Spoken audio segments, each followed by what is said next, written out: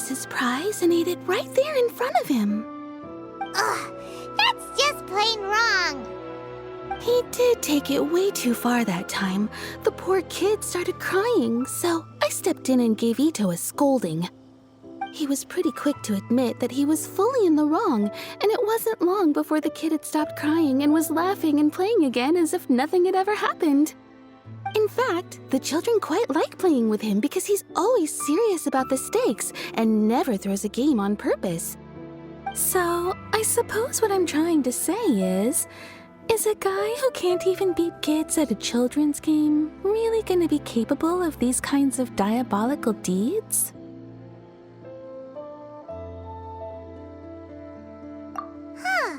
He doesn't sound like a bad guy at all. In fact, he kind of sounds like a man of integrity. Yes, my thoughts exactly. Still, the Tenryou Commission's evidence against him is supposed to be irrefutable. So, I'm not trying to condone his actions or anything. If he really has messed up big time, then he should face the consequences just like anyone else. Thanks for the info. We'll keep asking around.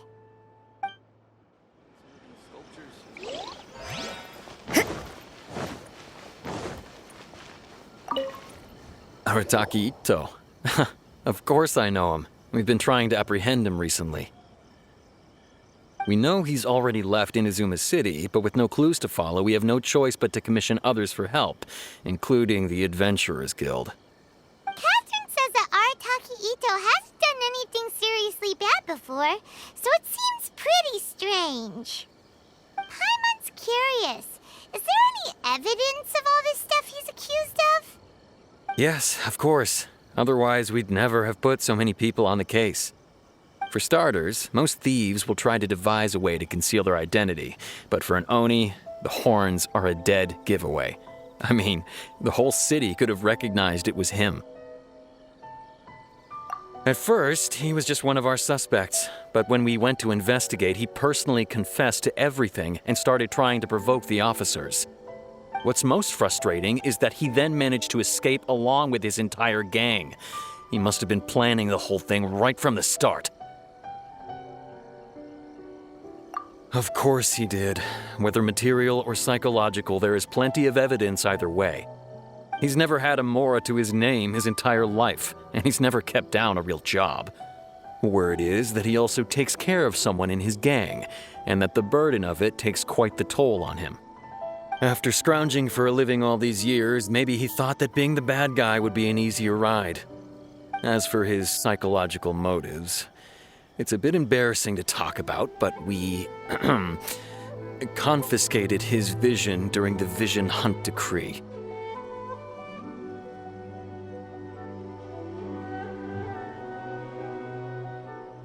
At the time, Arataki Itto put up quite a fight. It took a huge amount of manpower and resources, and in the end we had to enlist the help of Kujo Sara to finally secure his vision. The Vision Hunt was a mistake, but we never expected that he would go to such extreme lengths to take revenge on us. He does sound a little unstable, just like people have been saying.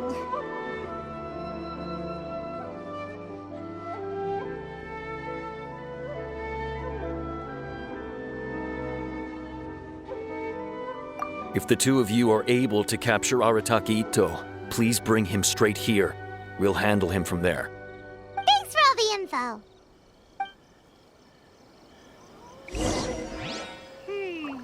Too bad we still don't know where he could have run off to. We already got word on the street, so maybe it's time to talk to a real specialist. Paimon remembers that there's a detective agency here in Inazuma. Maybe we can try asking there.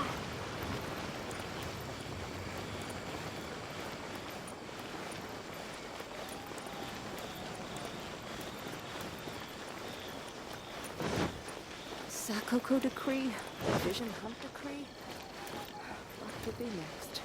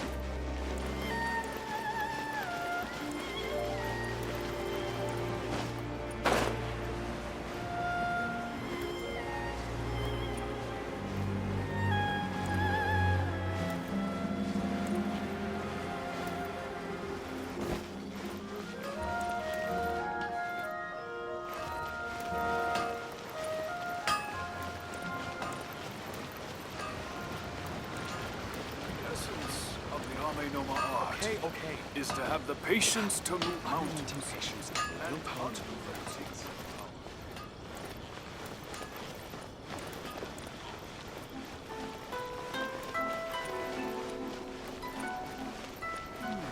Everything is going Surely it'd be just as I more planned. interesting for the protagonist of the story.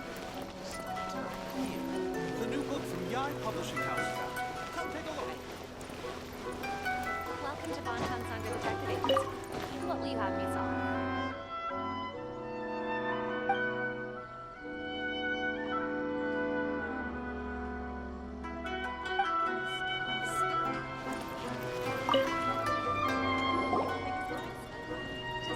Please speak to President Sung.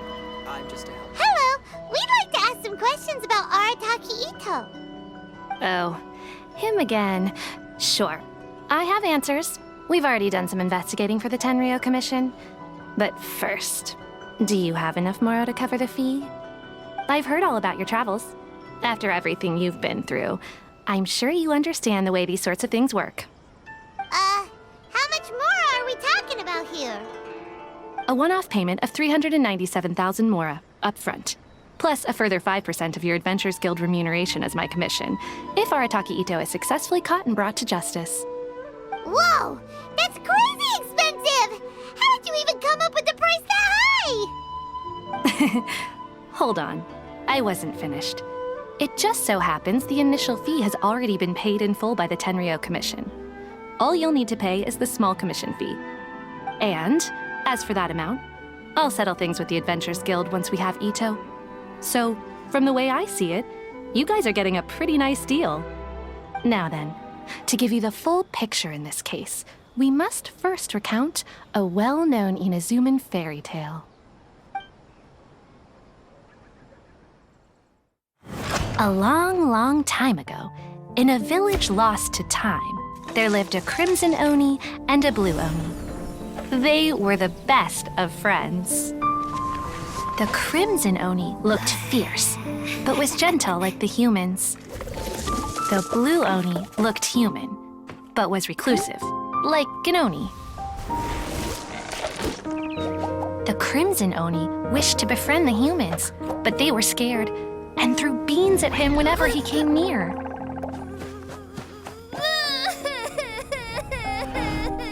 So the blue Oni said to the crimson Oni, Akka, I'll cause trouble in the village. You come and stop me. Then the humans will accept you.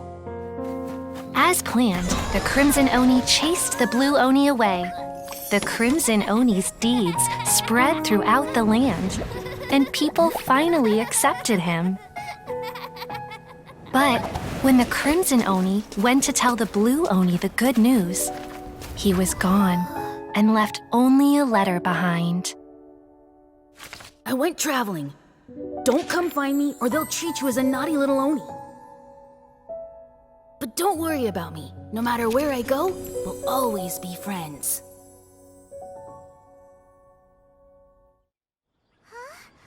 That's it? What about the little blue Oni? Whatever happened to him? I suppose the blue Oni simply disappeared, never to be seen again. Only the crimson Oni remain now.